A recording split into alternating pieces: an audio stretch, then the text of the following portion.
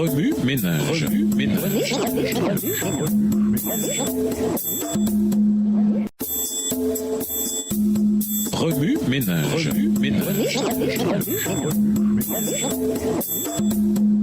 Bienvenue dans votre émission Remue ménage. Nous voilà à la leçon 4, le salut et la fin des temps. Et l'amour consiste en ceci, ce n'est pas nous qui avons aimé Dieu, mais c'est lui qui nous a aimés. Il a envoyé son Fils qui s'est offert en sacrifice pour le pardon de nos péchés. 1 Jean 4, verset 10. Dans un monde agonisant où la mort règne, le salut se dresse comme une magnifique plante verte parmi les mauvaises herbes.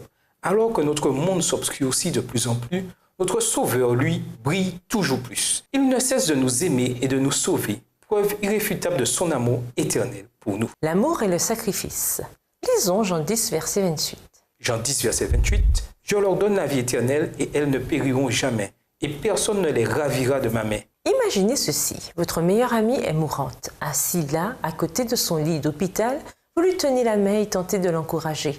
Votre visage et le sien s'inondent de larmes. Brisant un moment de silence, elle demande doucement « Puis-je te confier mes bébés? Feras-tu ça pour moi ?»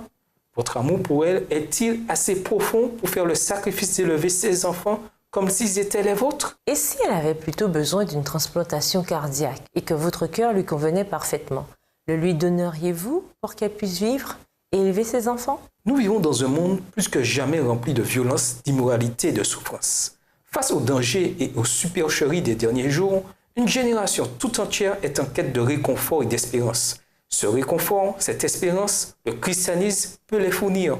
Mais pour un monde incrédule, ce que les chrétiens peuvent faire ou ne pas faire éclipse souvent les enseignements de Jésus au sujet des derniers jours. Et parmi ceux qui s'arrêtent suffisamment longtemps pour considérer ce qu'il a enseigné lors de son ministère terrestre, beaucoup oublient les deux leçons les plus importantes, l'amour et le sacrifice. Jésus a non seulement enseigné l'amour et le sacrifice, mais les a aussi incarnés.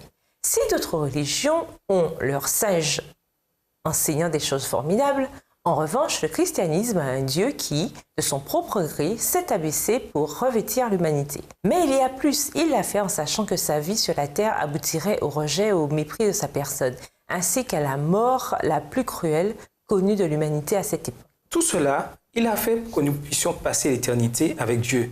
Il a subi le châtiment de la désobéissance de nos premiers parents pour que la race humaine puisse être sauvée.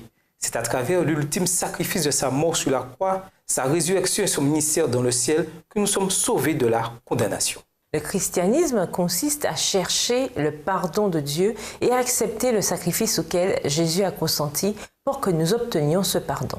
Cela n'a donc rien à voir avec ce que nous pouvons faire ou ne pas faire. En essence, Jésus ne s'est pas contenté d'accepter d'élever les enfants de sa meilleure amie comme étant les siens.